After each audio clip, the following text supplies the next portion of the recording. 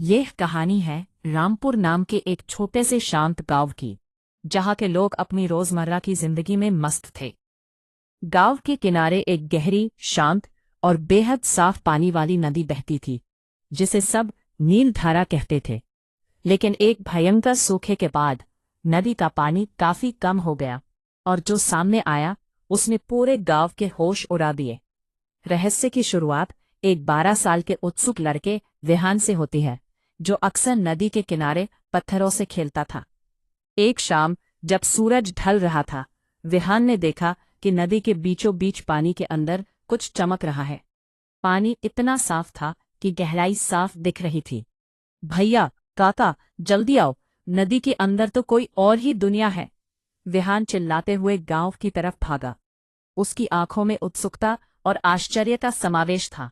उसे समझ नहीं आ रहा था कि जो उसने देखा वह सच था या सपना। शुरुआत में किसी ने विश्वास नहीं किया, लेकिन जब गांव के मुखिया और कुछ नौजवानों ने नदी में झांका तो सब दंग रह गए।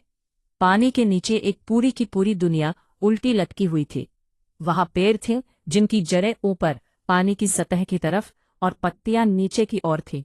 वहां अजीबोगरीब मकान थे जो नीचे की तरफ बने हुए थे। गांव के सबसे साहसी युवक कबीर ने फैसला किया कि वह इस रहस्य का पता लगाएगा। उसने अपनी कमर में एक मजबूत रस्सी बांधी और नदी में छलांग लगा दी। जैसे ही कबीर ने नदी के पानी को पार किया, उसे एक अजीब सा झटका लगा। वह पानी में डूबा नहीं, बल्कि उसने खुद को हवा में तैरते हुए पाया।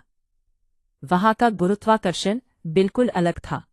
जब उसने नीचे, जो असल में नदी की सतह के नीचे का हिस्सा था, पैर रखे, तो उसने देखा उल्टा आसमान और जमीन। वहां आसमान नीचे की तरफ था और जमीन ऊपर की ओर, लेकिन चलने में कोई दिक्कत नहीं हो रही थी। वहां रंग बिरंगी तितलियां थीं जो पानी के बुलबुलों की तरह उड़ रही थी। पेड़ पौधे रोशनी सोखते नहीं, बल्कि खुद रोशनी बिखेर रहे थे। तभी कबीर के सामने वहां के कुछ लोग आए।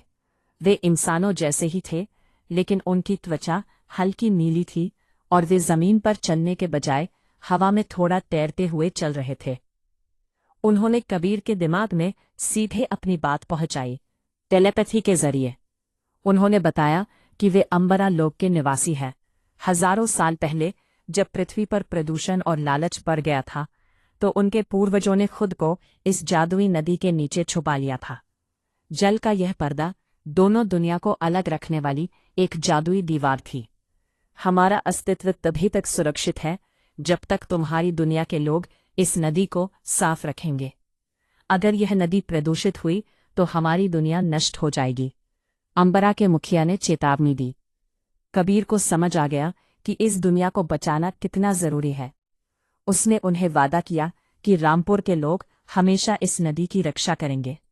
जब कबीर वापस नदी से बाहर आया तो गांव वाले उसका बेसब्री से इंतजार कर रहे थे। कबीर ने उन्हें उस उल्टी दुनिया की जादुई बातें और मुखिया की चेतावनी बताई।